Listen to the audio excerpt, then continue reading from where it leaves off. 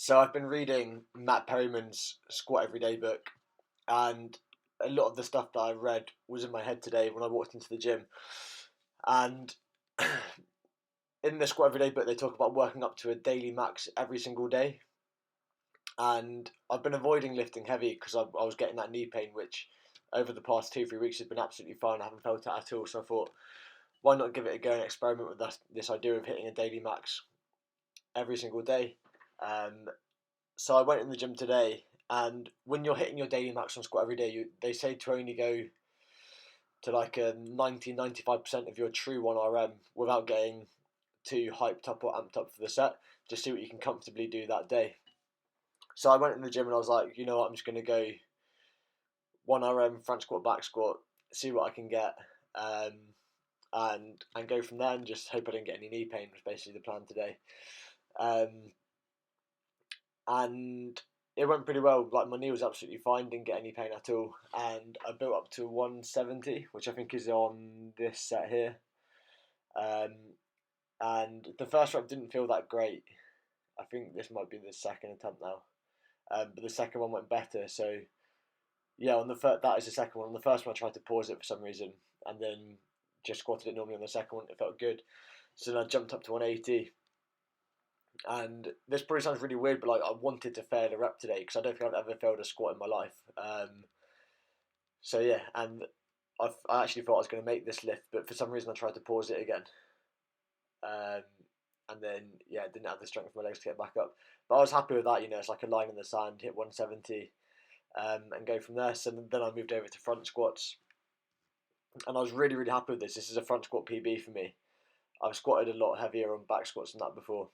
But I was amazed at how little difference there was between my front squat and my back squat. I got 160 today on my front squat and just 170 on the back squat. Um, so yeah, only a 10 kilogram difference, which I was really surprised about. And I'm loving front squats at the moment. Having the weight out in front of you makes it much easier to balance, keep the centre of mass backwards, and it just feels like a much more natural movement for me compared to the back squat, where I've got slightly longer limbs and struggle to keep my weight backwards a bit more. Yeah, I couldn't really be happy with how these went today. This is a 160 here. You can see the rep really slows down. I kind of wanted to build to a weight where I failed it again to get a true idea of what my max is, but based on how slow that rep went, I knew I wasn't going to be able to. Maybe I might have got 165, but I doubt it.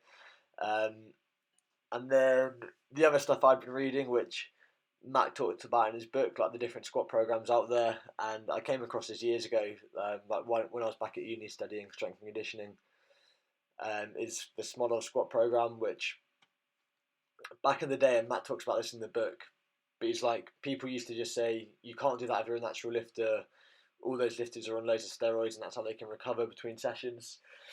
But the point he makes in the book, and what I'm coming to realise now after I think I've been lifting for over a decade now, you can train with a much higher frequency than what you think you can. You know, like all the bro science back in the day of train one muscle group once per week.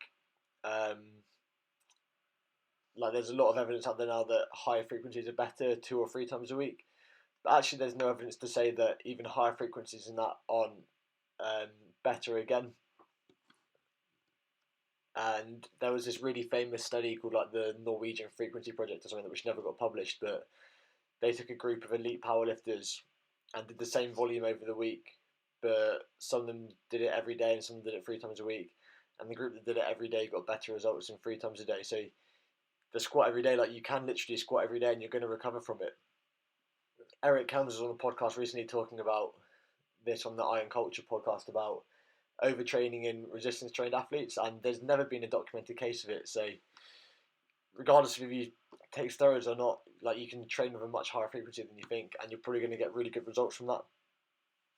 So I thought I'd give the Smolov program a go, and I use this as the base of my online training program, the Stronger Physiques program, um, where I've used that as like the foundation of the template for the squat training.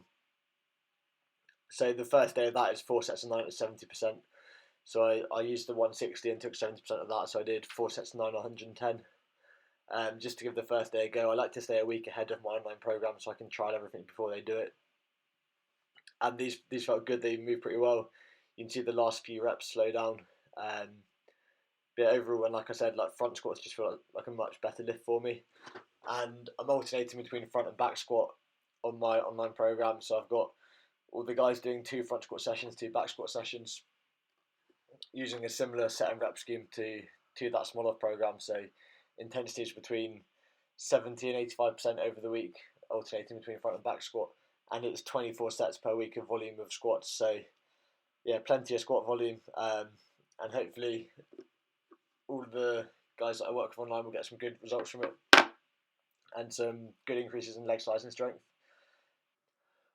Once I finished squatting, I wanted to get through a hinge, a push, and a pull for the session. So I just did some dumbbell RDLs. I've previously torn my right hamstring playing rugby, and you can see on this set here, it's only slightly. You can see my right knee's bent more than my left. So I think as a result of tearing my hamstring, I'm still a bit reluctant to lengthen it as much as my left. You can see that I end up turning my hips to the left. So after I did this set, I moved over to kettlebell RDLs instead, and I was basically just focusing on really trying to lengthen out my right hamstring. And I think I ended up doing 100 kettlebell RDLs, and my hamstrings were in pieces the day after. So I'm going to keep those in, but when I do these hinging movements, I'm going to really focus on lengthening my right hamstring, and I think that'll get rid of like a few of the asymmetries that I feel when I lift sometimes, like twisting in my squat and my deadlift, and a few other exercises. Then for my pull, I just did some neutral grip chins, trying to control that layering phase. I've been doing a lot of band assisted work in the last block. So in this block of training, we're doing more body weight and weighted stuff. And I just did 3 sets of 5 in this today with a nice slow lowering phase. And then for my pull, I did. What did I do? Oh yeah, I was playing around with some different exercises again, just trying out different accessories for this new block of training. So I went with behind the neck shoulder press. And I wanted to do that because it forces you to be in a more externally rotated position. And I've had a lot of issues with my shoulders in the past again from rugby and that kind of stuff. So I just wanted to play around with that. And it felt pretty decent, but it's slightly uncomfortable. So I'm going to leave that out of this next block, and just stick to normal dumbbell and overhead pressing. So here I've moved on to kettlebell RDLs. And I feel like it gets my medial hamstring, like the inside of my hamstring, a lot more when I go wider. And I've just gone on this platform here to get a little bit more range, and I probably need to go and increase the range again. But yeah, I feel like I'll probably keep these in, although this is the heaviest kettlebell, so there's not much room to progress on this now. I'll just have to do more volume, I guess, or increase the range again to progress on it, which could be a good option. So yeah, I did a few sets on this, and then finished with those behind the neck overhead presses. So I was happy with how this day went. Again, I was like really surprised with the little difference between my front and back squat max. But I guess the way I'm squatting at the moment, like if you looked at my bottom position, they are really similar because I'm using that heeled elevation. If I didn't do that and squatted how most people squat, there's a bit more of a difference between their front and back squat position. Like they'll load up their hips more in the back squat, and not quite hit the same depth as their front squat, where it's easier to keep your centre of mass back. So yeah, again, I'm surprised, but I guess when you look how similar the positions are, it's not that surprising. So yeah, really good training day. I'm going to squat again today. Again, I'm still like working my way through this Matt Perryman book, which is inspiring me and giving me a few ideas for programming. Yeah, there's definitely been a real shift in how I've approached programming since lockdown, really, where I started to do more full body sessions. But yeah, now I've pretty much trained full body splits for the last year or so now, keeping it to 4 lifting sessions per week, because then it makes me do cardio if I don't lift every day. Although I would like to try the squat everyday program properly, like going 6 times a week, but I would never do any cardio, and I like to keep the bigger picture in mind and stay healthy with the CV training. So I'll stick to 4 lifting sessions per week for now, and yeah, see how squatting every day in each of those sessions goes. Thank you again for watching, and I'll be back again tomorrow with the last training day of the week before we head into the new week's training.